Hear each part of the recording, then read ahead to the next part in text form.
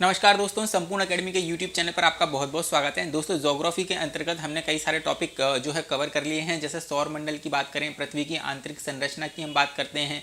आज जो हम टॉपिक देखने वाले हैं वो है बहुत इंपॉर्टेंट टॉपिक, जिसका नाम है चट्टानें। तो चट्टानों से कई सारे क्वेश्चंस आते हैं और इसके स्ट्रक्चर को समझना है ना थोड़ा सा डिफिकल्ट भी है, लेकिन हम बहुत आसानी से आप लोगों को चीज़ों को समझाऊंगा, जिससे आप लोगों को बहुत ही सरल तरीके से चीज़ें समझ में आ जाएंगी। तो हम एक एक करके चीज़ों को स्टेप बाय स्टेप सीखेंगे। तो हम ये देखते हैं कि एक्चुअली में चट्टानें होती क्या हैं। देखो, जो पृथ्वी की जो सतह होती है उसका जो कठोरतम भाग रहता है उसे हम चट्टान कहते हैं। अब सबसे पहले हमें ये पता होना चाहिए कि इनका निर्माण किस तरीके से हुआ है। तो एक बात आप सीधी सीधी ये समझ लो कि कितनी भी आप लोगों की चट्टानें हैं, चाहे वह आग्नेय चट्टान हो, चाहे वह अवसादी चट्टान हो, चाहे वह कायांतरित चट्टान हो, इन चट्टानों का निर्माण ज्वालामुखी के उद्गार से हुआ है।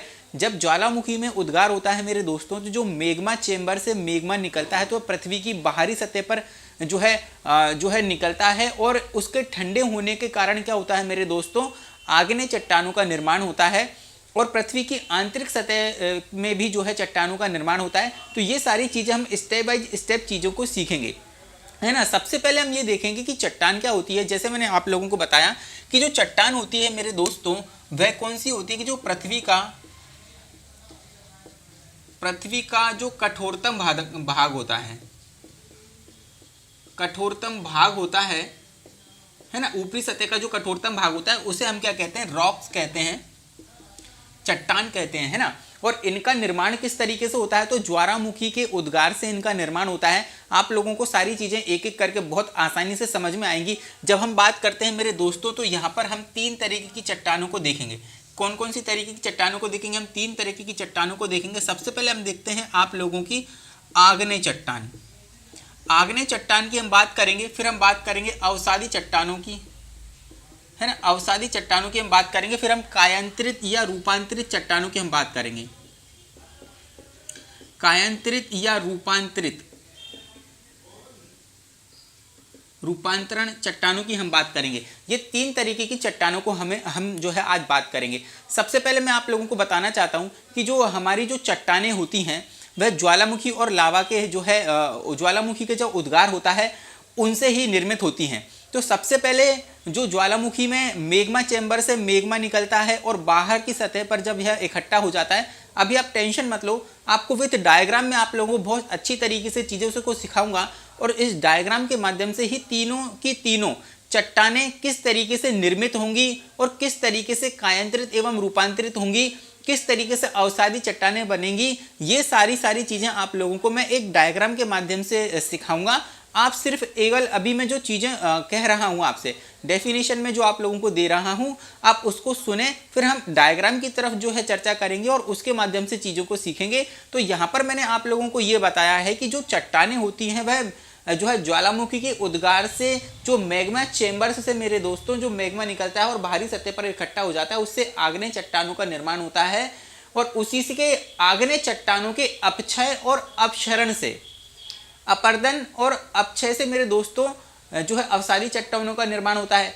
और इन आग्नेय एवं अवसादी चट्टानों को अधिक दाब एवं ताप प्रेशर के कारण मेरे दोस्तों जब ये अपने रूप को परिवर्तित कर लेती हैं तो वो कायांतरित चट्टानों में बदल जाती हैं। तो यहाँ पर हमने तीन तरीके की चट्टानों की बात की है, हम एक एक करके सभी चीज़ों को देखेंगे। तो मैं एक इसका डायग्राम बना देता हूँ और डायग्राम के माध्यम से चीज़ों को अपन सीखेंगे, है ना। तो यहाँ पर मैं आप लोगों के लिए इसको रफ कर देता हूँ और फिर चीज़ों को हम एक एक करके सीखेंगे, है ना। आप चाहे तो इसका स्क्रीनशॉट वीडियो को पॉज करके ले लेना। अब देखो, जैसा कि मैंने आपसे कहा कि इन चट्टानों का निर्माण, कोई सी भी चट्टान हो, इन सब का निर्माण किस तरीके से होगा, ज्वालामुखी के उद्गार के कारण होगा। तो जैसे मैंने आप लोगों को पढ़ाया था जो पृथ्वी की आंतरिक संरचना, इसके पहले मैंने भी आप लोगों को उसको भी बारे में भी पढ़ाया था, और अभी हम भूकंप के बारे में भी पढ़ेंगे, है ना। तो भूकंप के बारे में भी पढ़ेंगे, लेकिन उसके पहले हम क्या करेंगे, चट्टानें किस तरीके से बनी उसकी बात कर लेते हैं।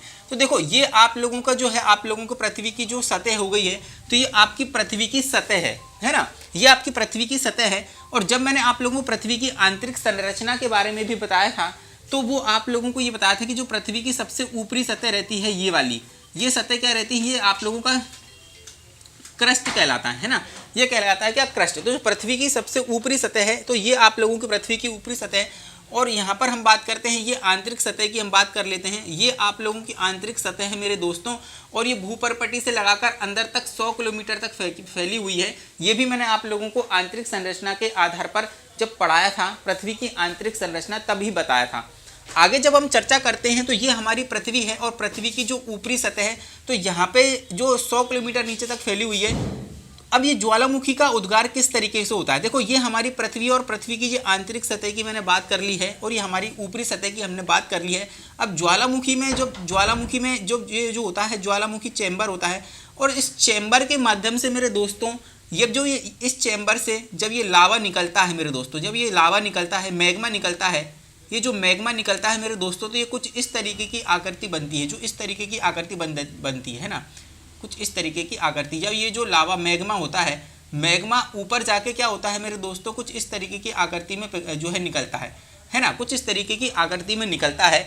और ये जो मैग्मा है जब ये तीव्रता से ऊपर की तरफ निकलता है इस मैग्मा चेंबर से, तो इस तरीके की आकृति बन जाती हैं, है ना। तो ये कौन सी कहलाती हैं आप लोगों की, ये बेसाल्ट कहलाता है। इसको हम क्या कहते हैं, बेसाल्ट।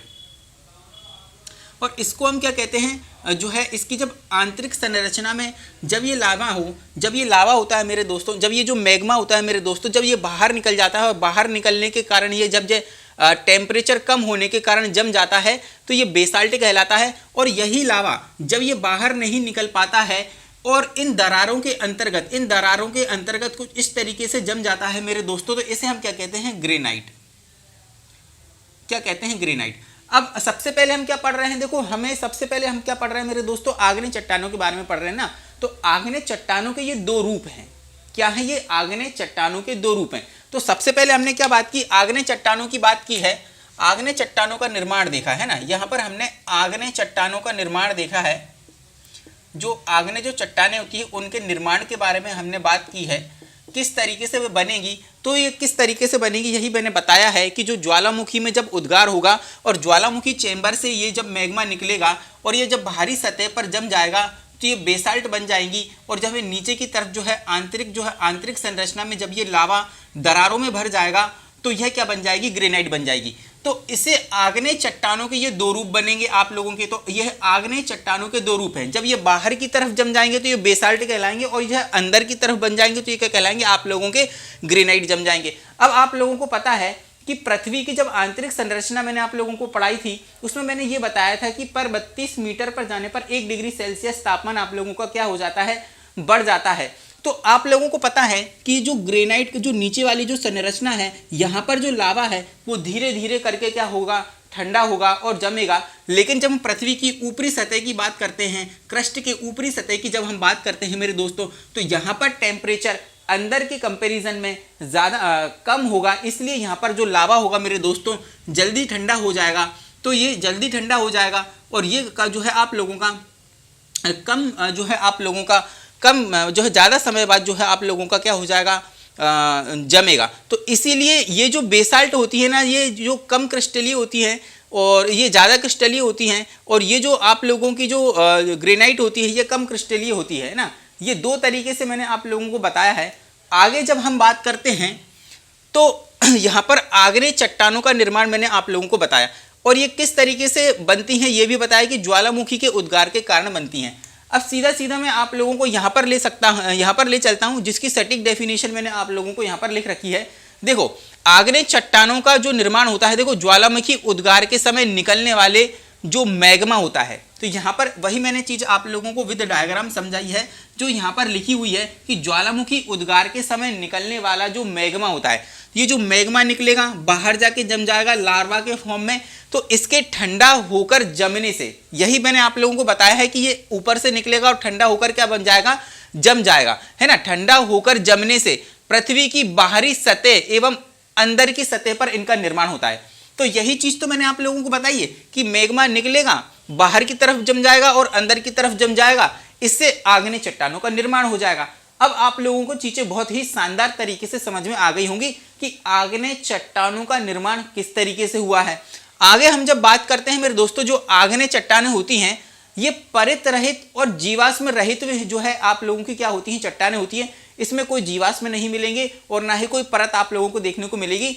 ये मोस्ट इंपॉर्टेंट फैक्ट है। क्वेश्चन ये आता है आपकी एग्जाम में मेरे दोस्तों कि ऐसी कौन सी चट्टानें होती जो चट्टानें होती जो परत रहित होती हैं और जिसमें जीवाश्म नहीं मिलता।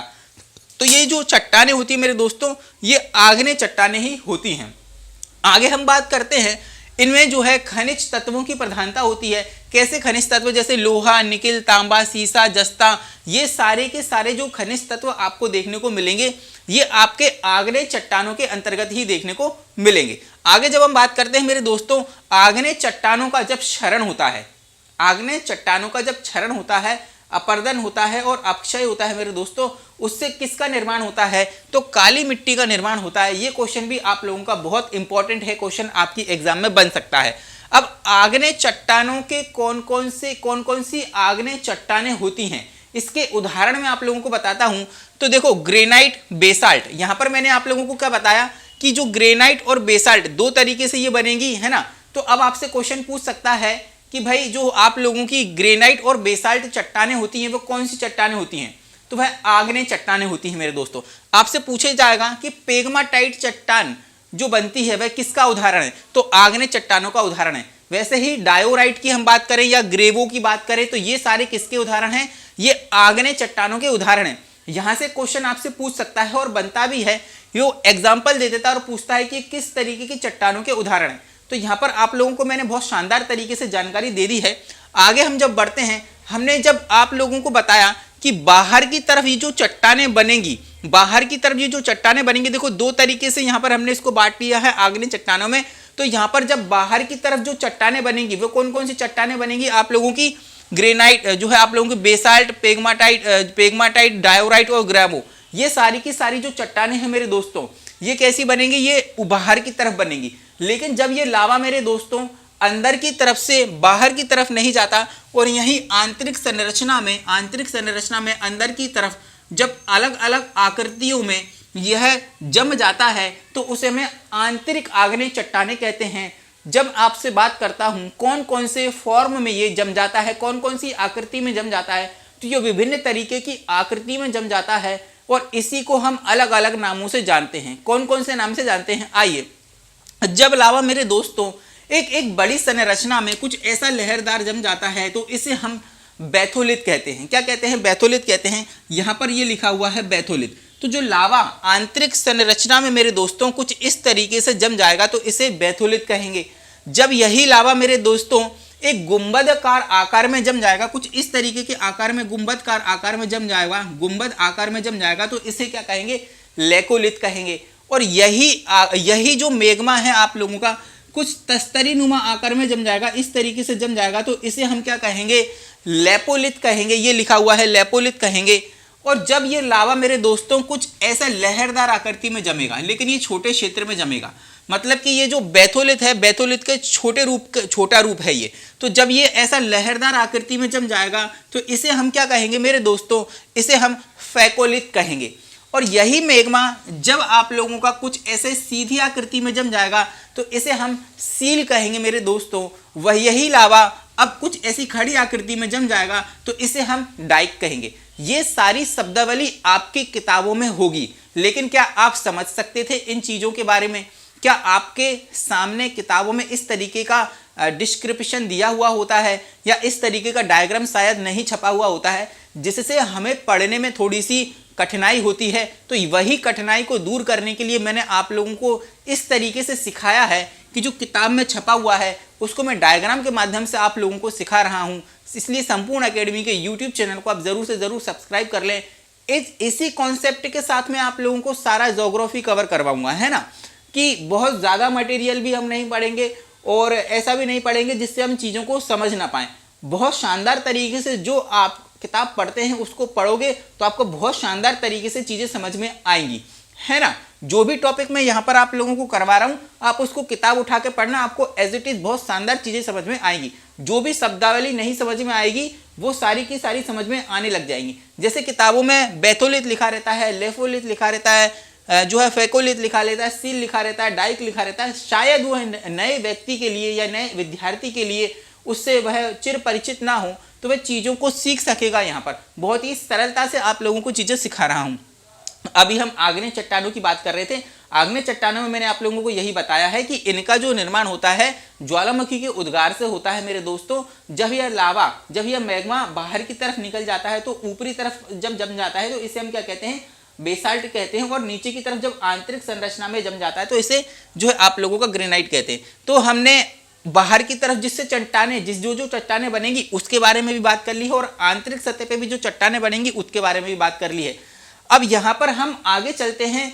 अब ये आगे चलने के बाद हम ये देखेंगे कि अवसादी चट्टानों का निर्माण किस तरीके से हुआ।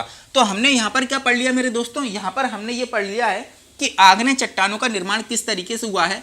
अब हम चलते हैं अवसादी चट्टानों पर। अवसादी चट्टानों का निर्माण किस तरीके से हुआ है, तो अवसादी चट्टानों का निर्माण देखो किस तरीके से होगा। अब यहाँ पर बेसाल्ट चट्टाने बन गई हैं। यहाँ पर कौन सी चट्टाने बन गई हैं, बेसाल्ट चट्टाने बन गई हैं मेरे दोस्तों, है ना। ये बेसाल्ट चट्टाने बन गई हैं और ये आपका क्रस्ट है। क्रस्ट मतलब भूपरपट्टी, ये आप लोगों की भूपरपट्टी जहाँ पर जीव जंतु वगैरह निवास करते हैं। जैसे मैंने आप लोगों को बताया था जब पृथ्वी की आंतरिक संरचना के बारे में जब आप लोगों को पढ़ाया था, ये बताया था कि सबसे ऊपरी जो सतह जहाँ पर हम निवास करते हैं, भू क्षेत्र है, सागर है, वनस्पति है, महासागर है, जहाँ हम निवास करते हैं वो आप लोगों की भूपरपट्टी क्रस्ट कहलाता है। तो ये आपका क्या है मेरे दोस्तों, ये आप लोगों का क्रस्ट है, ये हमारी भूपरपट्टी है। अब मेरे दोस्तों ये रखना है ना कि ये जो चट्टाने हैं, ये जो चट्टाने इस तरीके की बनी हुई हैं मेरे दोस्तों, बेसाल्ट चट्टाने जो इस तरीके की बनी हुई हैं, अब इनका क्या होता है, अपक्षय होता है और अब जो है अपर्दन होता है। इरोजन और वेदरिंग दोनों होती है। अपक्षय और अपर्दन के कारण मेरे दोस्तों ये जो इनमें प्रतिक्रिया, भौतिक और रासायनिक प्रतिक्रिया होती है मेरे दोस्तों, उस वजह से ये चट्टाने क्या हो जाती हैं, टूटने लग जाती हैं। अब ये जो क्रस्ट है, यहाँ पर धूल की परत है, यहाँ पर धूल मिट्टी की परत है। अब अपक्षय और अपर्दन के कारण ये टूट कर मेरे दोस्तों यहाँ पर क्या हो जाएंगी, यहाँ पर जो है इकट्ठी होना चालू हो जाएंगी, यहाँ पर इकट्ठी होना चालू हो जाएंगी। और इस ही बेस पर, इस ही सतह पर अब क्या होगा कि भाई पेड़ पौधे वगैरह उगने लग जाएंगे, पेड़ पौधे वगैरह उगने लग जाएंगे, जीव जंतु निवास करने लग जाएंगे। फिर अपक्षय अपर्दन होगा, फिर अपक्षय अपर्दन वापस होगा, तो ये फिर जो चट्टानें टूटेंगी फिर इस सतह पर आकर क्या हो जाएंगी, इस सतह पर आकर मेरे दोस्तों जमने लग जाएंगी। तो समय दर समय क्या होगा, समय दर ये कई सारी परतों में क्या हो जाएगा, ये परतों में जम जाएंगी, है ना। ये परतों में जम जाएंगी, तो ये काफी सारी परतों में जम जाएंगी।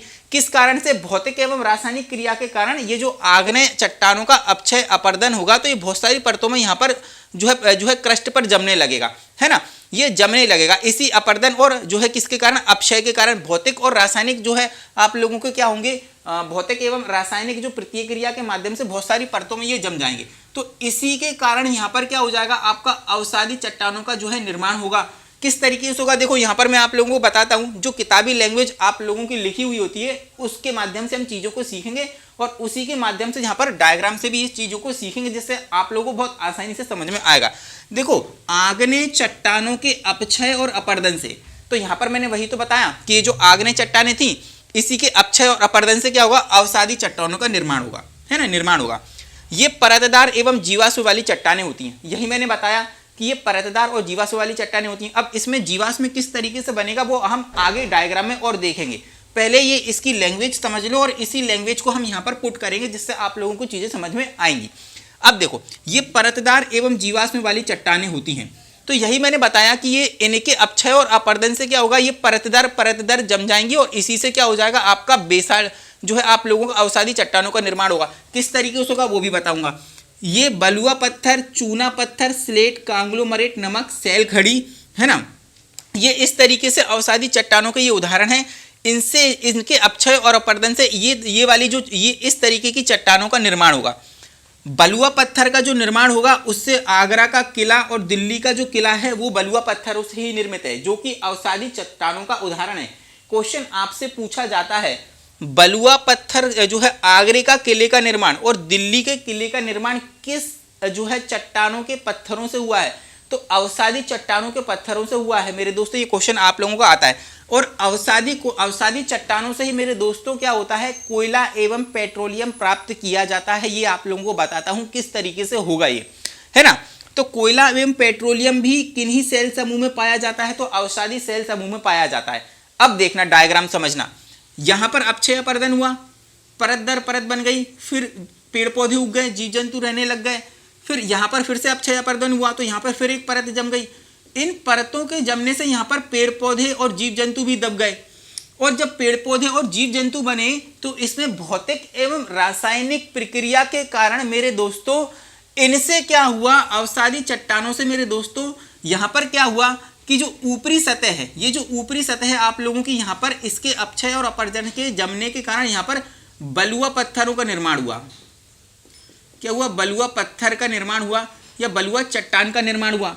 जब ये जीव जंतु एवं पेड़ पौधे जब ये बहकर मेरे दोस्तों जो है पानी के साथ में अपक्षय और अपरदन के साथ में मेरे दोस्तों जब ये पानी में पहुंचेंगे तो यहाँ पर क्या होगा, इनसे चूना पत्थर का निर्माण होगा। और यही जब आप लोगों के अवशेष महासागरों में और सागर में जब मिलेंगे, इससे आप लोगों का कोयला मिलेगा, आप लोगों को कोयला और पेट्रोलियम का निर्माण होगा। ये याद रखना है ना, ये किससे का निर्माण होगा? पेट्रोलियम का निर्माण होगा। अब आप लोगों को चीजें किस तरीके से समझ में आ रही हैं आप मुझे जरूर से जरूर बताना। देखो अभी तक हमने क्या देख लिया है कि जो आग्नेय चट्टान का निर्माण किससे हुआ है? ज्वालामुखी के उद्गार से हुआ है। और जीवाश्म में जो हमारी जो अवसादी चट्टानें, इनका निर्माण किससे हुआ है? आग्नेय चट्टानों के टूटने से, क्षरण से, अक्षय अपरदन के कारण से हुआ है। ये परतदार चट्टानें होती हैं। तो आप लोगों को पता चल गया है मेरे दोस्तों कि अवसादी चट्टानों का निर्माण किससे हुआ है? आग्नेय चट्टानों के अपक्षय और अपरदन से हुआ है, जिसमें भौतिक एवं रासायनिक क्रिया के कारण ये अपने स्वरूप को बदल लेती हैं। तो अब देखो यहाँ पर हमने क्या देख लिया, हमने ये देख लिया मेरे दोस्तों कि जो है अवसादी चट्टानों का निर्माण किस तरीके से हुआ। तो 3 तरीके की चट्टानें हमने देखनी थी। हमने आग्नेय देख ली है, हमने आप लोगों की क्या देख ली है, अवसादी चट्टानें भी देख ली हैं। अब मेरे दोस्तों क्वेश्चन किस तरीके से पूछेगा आपसे वो देख लो कि भाई जो बलुआ पत्थर है वो कौन सी चट्टानों का उदाहरण है? तो अवसादी चट्टानों का उदाहरण है। चूना पत्थर अवसादी चट्टानों का जो है उदाहरण है। वहीं हम बात करते हैं कोयला और पेट्रोलियम हमें किससे प्राप्त होगा? हमें अवसादी सेलों से प्राप्त होता है, चट्टानों से प्राप्त होता है। ये क्वेश्चन भी आप लोगों का पूछा जाता है कि पेट्रोलियम और कोयला कौन सी चट्टानों से मिलता है? तो अवसादी चट्टानों से मिलता है। निर्माण किस तरीके से होता है ये भी हमने देख लिया है। आगे हम बात करते हैं, आगे हमारा था कायांतरित और रूपांतरित चट्टानें। तो कायांतरित एवं रूपांतरित चट्टानें का निर्माण किस तरीके से होता है वो भी आप लोगों को बताता हूं। देखो अब जो आग्नेय और अवसादी चट्टान है, जब ये अपना रूप को परिवर्तित कर लेंगी, मतलब कि अपनी काया को परिवर्तित कर लेंगी, इसीलिए इसका नाम क्या रखा गया है? कायांतरित एवं रूपांतरित चट्टानें। तो याद रखना, जब आग्नेय चट्टान और अवसादी चट्टान अत्यधिक ताप एवं दाब के कारण अपने स्वरूप में परिवर्तन करती हैं, उसे हम क्या कहते हैं? कायांतरित एवं रूपांतरित चट्टानें कहते हैं। तो तीनों तरीकों की चट्टानों को निर्माण किस तरीके से वो हमने ये देख लिया है।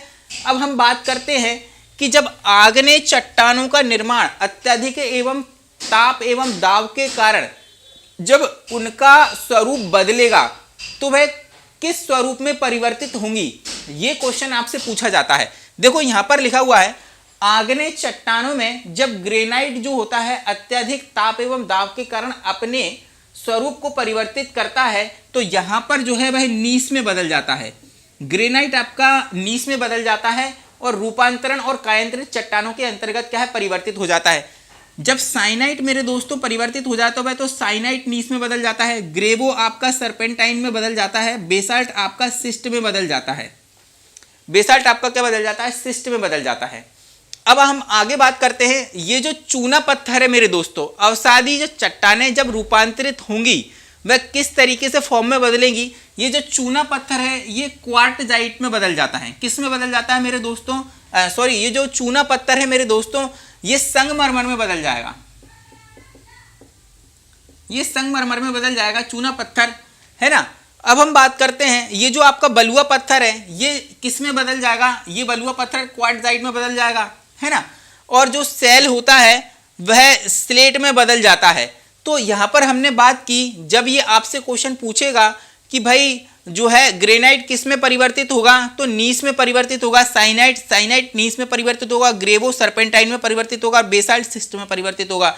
वैसे ही मैंने आप लोगों को बता दिया कि जो अवसादी चट्टानें ये भी अपने रूप को परिवर्तित कर लेती हैं, और जब परिवर्तित कर लेती है मेरे दोस्तों तो वे कौन सी चट्टानें कहलाती हैं? रूपांतरण एवं कायांतरित चट्टानें कहलाती हैं। तो ये जो टॉपिक था मेरे दोस्तों, यहाँ पर हमने चट्टानों के बारे में बात की है और सभी तरीके की चट्टानों को हमने सीखा है कि इनका निर्माण किस तरीके से होता है और किस तरीके से परिवर्तित होती हैं, कौन कौन सी चट्टानें किस फॉर्मेट में बदलती हैं। सारी चट्टानों के बारे में हमने बात कर ली है, यहाँ से बनने वाले क्वेश्चन के बारे में भी बात कर ली है मेरे दोस्तों। तो मुझे लगता है कि ये क्लासेस आपके लिए बहुत ज़्यादा हेल्पफुल होने वाली हैं, इसलिए आप संपूर्ण अकेडमी के यूट्यूब चैनल को ज़रूर से ज़रूर सब्सक्राइब कर लें, बेल आइकन को दबाना बिल्कुल भी ना भूलें, है ना। और उम्मीद करता हूँ कि ये वीडियो आपको बहुत ज़्यादा पसंद आने वाला है। तो फिर मुझे दीजिए इजाज़त, ये टॉपिक कंप्लीट हो चुका है। मैं किसी जो है नेक्स्ट टॉपिक पर हम बात करेंगे अगले सेशन में, अगले क्लास में नेक्स्ट टॉपिक पर हम चर्चा करेंगे। मुझे दीजिए इजाज़त, जब तक के लिए जय हिंद और धन्यवाद।